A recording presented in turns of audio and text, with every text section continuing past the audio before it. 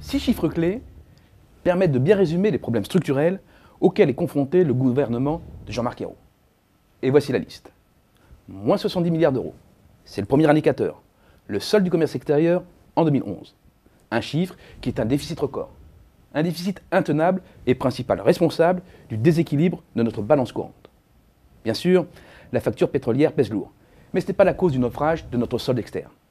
En vérité, nous reculons face à la concurrence des pays émergents, mais nous reculons surtout face à nos voisins européens. Nous cédons partout et massivement du terrain dans nos échanges industriels, y compris avec les pays du sud de la zone euro. Hors Allemagne, nous étions pourtant excédentaires avec le reste de la zone euro de 6 milliards d'euros environ au début des années 2000. Aujourd'hui, le déficit dépasse 20 milliards. C'est donc bien notre compétitivité qui est en cause. Cela doit être une priorité. Deuxième indicateur, moins 13%. C'est le recul de notre production industrielle depuis le début de la crise de 2008. Mais plus grave encore, selon nos prévisions, l'activité manufacturière reculera encore de 1,6% en 2012 et encore de 1,1% en 2013. C'est dire l'importance du déclin industriel de la France en 10 ans. Relancer et redéployer le système productif sur le territoire est un impératif national. Troisième indicateur, 4576. C'est le nombre d'entreprises de taille intermédiaire en France, ces entreprises de 250 à 5000 salariés, pour un chiffre d'affaires allant de 50 millions à 1,5 milliard d'euros. Et le problème est double. Trop peu de PME grossissent assez jusqu'à devenir des ETI.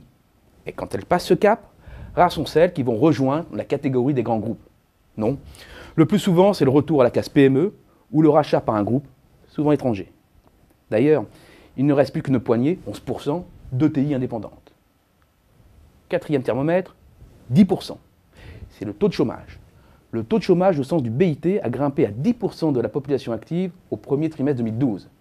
Et si la France résiste mieux que ses voisins du Sud, elle décroche par rapport aux pays du Nord.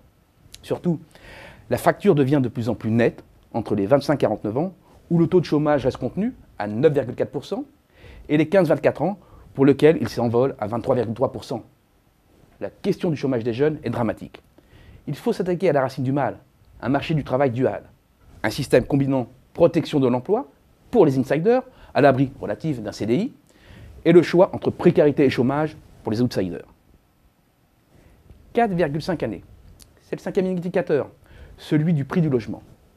Pour acheter son logement, il faut aujourd'hui en moyenne consacrer 4,5 années de son revenu. C'était à peine 2,5 ans au début des années 2000. Des dépenses de logement qui pèsent sur la qualité de vie, car elles empiètent sur le budget transport, l'équipement du foyer, voire même l'alimentation et la santé.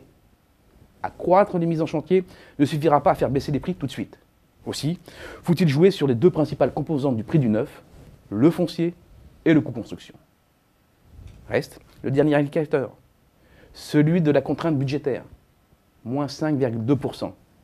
C'est le déficit public rapporté au PIB. Un déficit qui alourdit l'endettement, le coût du service de la dette et fait peser la menace d'une flambée des taux d'intérêt comme en Europe du Sud. Pour soigner les plaies de l'Hexagone, la tâche est immense. Cette fois-ci, on ne pourra pas se contenter de soulager le malade par des potions magiques. On attend une véritable stratégie thérapeutique à long terme.